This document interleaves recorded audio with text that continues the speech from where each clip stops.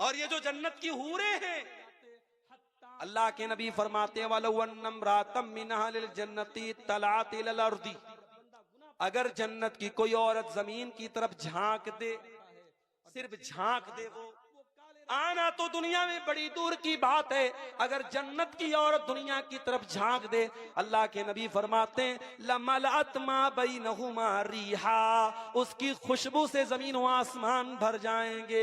उसके झांक देने से दुनिया में रोशनी भर जाएगी, दुनिया में खुशबू भर जाएगी। वला नसीफुहा अला रासिया खैरुम मिनद दुनिया व माफिया, और अल्लाह के नबी फरमाते हैं कि जन्नत की औरत के सर पर जो दुपट्टा है वो दुनिया की तमाम नेमतों से बेहतर है।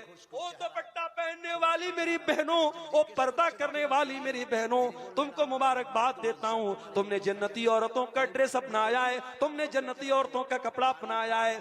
जन्नत की औरतें भी दुपट्टा ओढ़ने वाली होंगी, वो स्कर्ट पहनने वाली नहीं होंगी, वो अपने शरीर को दिखाने वाली नहीं होंगी, वो नंगी रहने वाली नहीं होंगी। जन्नत की औरतें भी दुपट्टा रखने वाली होंगी। हमारे अंदर उस जन्नत की तलब क्यों नहीं है?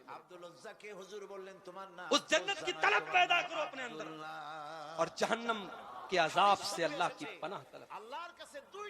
ये मत समझो साहब हम तो अहले हदीस हैं, हम शिरक नहीं करते, हम मजार पे नहीं जाते, कब्र पे नहीं जाते, हम तो बहुत बड़े 30 मार्का हो गए, हमारी तो जन्नत पक्की होगी। खबरदार, अपनी नेकी पर, अपने तौहीद पर गुरूर मत करो। अगर जहन्नम में एक पल के लिए भी डाला जाएगा तो हम जहन्नम का अज़ाब बर्दाश्त नहीं करते। इसीलिए अल्लाह के नबी फरमाते हैं इत्तकुन्नार वलौ बिशिक्कि तमरा, जहन्नम की आग से बचो, अगरचे अल्लाह की राह में खजूर का टुकड़ा ही दे करके बच सकते हो तो बचो।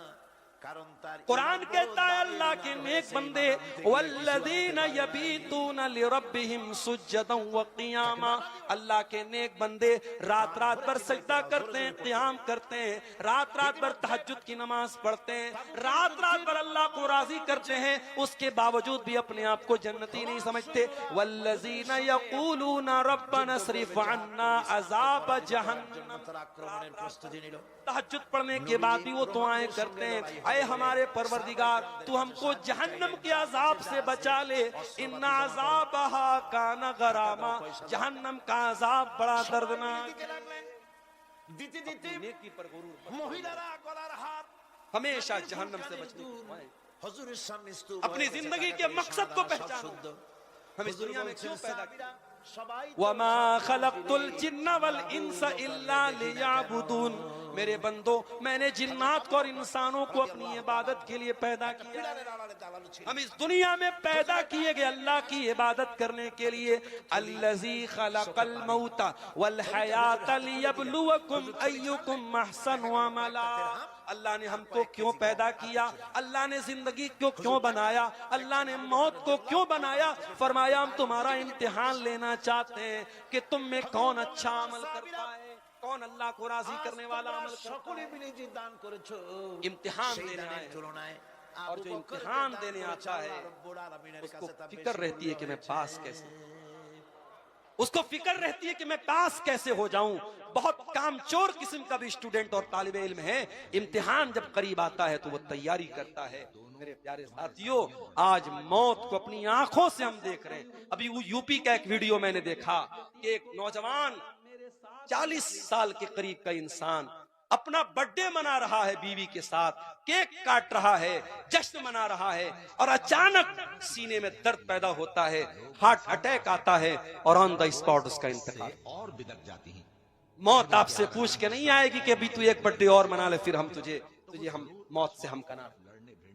लोग हर साल बर्थडे मनाते हैं, एनिवर्सरी मनाते हैं, नया साल मनाते हैं, जबकि होना तो ये चाहिए जब आपकी जिंदगी में आपकी डेट ऑफ बर्थ आए, आपकी पैदाइश का दिन आए, तो केक खाने और काटने का दिन नहीं है, वो जश्न मनाने का दिन नहीं, वो बर्थडे मनाने का दिन नहीं, वो सोचने का दिन है।